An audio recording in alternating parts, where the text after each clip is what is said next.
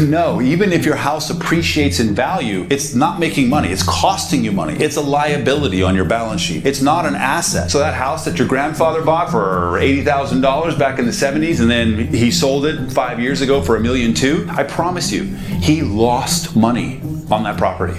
How do I know? Well, first of all, they have a little thing called inflation. And when he bought that at $80,000 all those years ago, inflation was way less and a dollar bought you a lot more. Inflation's cutting all that off at the knees and disallowing him to actually get a value increase. Add to that the fact that there was interest on the loan, especially if you're in the 80s when it was 12, 13, 14%. Add repair, taxes, fees. I mean, how many roofs did he put on that place? How many floors did he put in? How much update of the kitchen and the bathrooms did he do? All of that factors into the cost that gets more and more expensive until such time as you realize that, hey, there's taxes involved in the sale of the house too. Well, what about those? Yeah, well, he's depreciated all the taxes on the house and now he's going to have to give them all back when he sells it, but at a much higher tax bracket than he was and a much higher tax rate than it was when he first bought it back in the 70s. All of this means that a house that's not making you money is costing you money even if it's appreciating. Much better to not buy a house, to rent a house and then go buy some income property or something that's going to pay for the mortgage on your house, and once that's established in the amount that's going to cover your mortgage, buy the house,